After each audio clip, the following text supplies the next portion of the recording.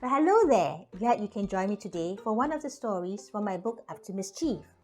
In the 70s, there were many enterprising home-based dressmakers who set up business in their new HDB flats.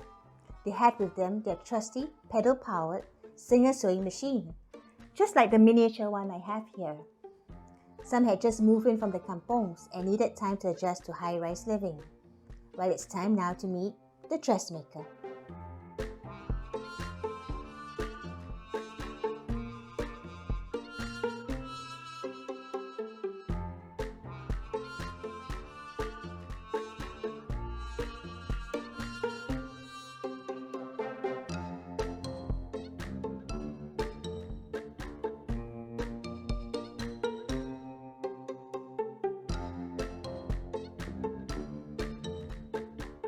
The dressmaker.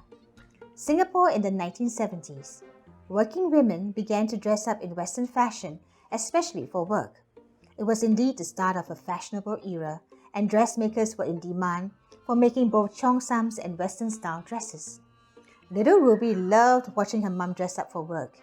Mum would wear the most stylish dresses, accessorizing them with pearls and shiny things, and as a finishing touch, she would always apply the brightest red lipstick.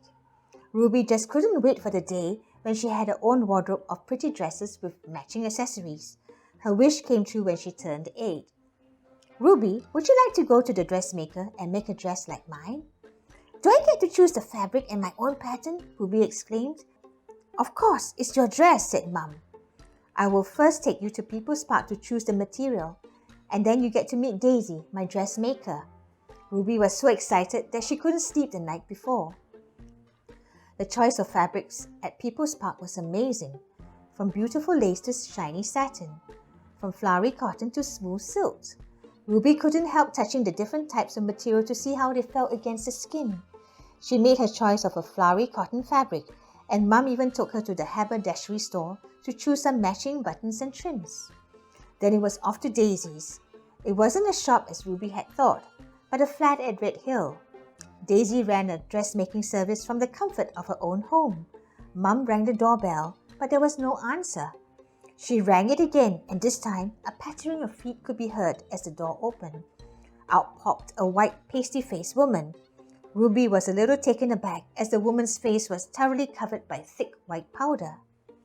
Mrs. Lee! Oh, this must be your daughter. Hello, little Ruby. Don't be frightened by my face. I put this rice powder on my face to make my complexion fairer, beamed Daisy from behind a scary white mask. Ruby gave a meek little smile, and with all the distractions, she didn't notice that there were 2 chickens close to her feet as she got through the door. She was taken aback when she felt something. One of the chickens was trying to peck her toes, and Ruby clung onto her mum's skirt in fright. Go away, don't frighten little Ruby. Go and peck at something else. Daisy shooed the 2 chickens further into the house. We used to live in the kampong, but had to leave the place to move to this high-rise flat. My mum misses the life there and keeps chickens in the house for old time's sake. How would the chickens do their toileting? And other little thoughts and questions were racing through Ruby's head. Let's see what material you have brought for your dress. Oh, this is nice and pink. Let's make something pretty for you.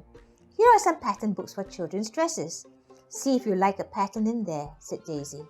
Ruby was getting excited again and forgot all about the poultry underfoot. She pored through the books, and it was truly difficult to choose from the many options offered. She liked the one with frills and bows, but the next page showed another beautiful style with even more frills and bows.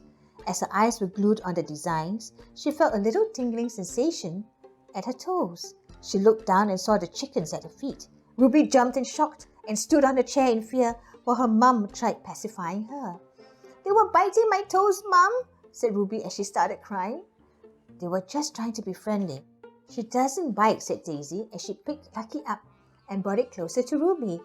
Aren't you just trying to be friendly? Daisy then scooped up some rice from a container and gave it to Ruby. Look, Fatty and Lucky are hungry and would like you to feed them, said Daisy. They're such greedy chickens. Ruby saw that the chickens were just a little peckish, without any ill intentions, and came down from the chair. She held the rice in the palm of her hand, the way Daisy showed her. The pecks were a little ticklish and made Ruby giggle, but she loved the sensation and began calling out their names affectionately. Here, Lucky, Come get your rice grains. Oh, Fatty, you have yours here. Don't take Lucky's food. When everything settled down and the dress design was chosen, it was time to go home. All through the next 3 weeks, Ruby waited in anticipation for the next visit to Daisy's place to get her new dress. And of course to see her new friends, Lucky and Fatty. The day finally came. Mummy, do you think Lucky and Fatty will be there to greet me at the door? Asked Ruby.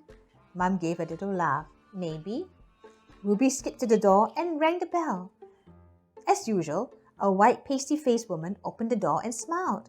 Ruby looked down, hoping to hear a soft patter of feet and her 2 chicken friends. She didn't and looked around as she entered the flat. Hi, Auntie Daisy. Where are Lucky and Fatty? Asked Ruby as she looked around. They've gone away, said Daisy as she looked away. Where to? Asked Ruby. Mum sensed that Daisy was trying to hide the truth. Must be back to the kampong, where there's more room to run about and do chicken things, like catch worms and all, said Mum. Yes, back to my old kampong, where there's space for chickens to be chickens, said Daisy. Don't you want to see your new dress? Come, let's try it on. Ruby's face lit up. Yes! The dress looked lovely on little Ruby, and for a moment she forgot all about Lucky and Fatty. Till it was time to go home, and Ruby couldn't resist asking once more. Though she was only 8 years old, Ruby could tell when adults weren't really telling the truth. Daisy, sensing that Ruby was more intuitive than she had thought, and felt she had to tell the truth eventually. My mum cooked chicken curry the other day. Hey, Miss Ruby, have you been checking? Do you feel something pecking? Look down on your toes, right under your nose. Something is there just snacking.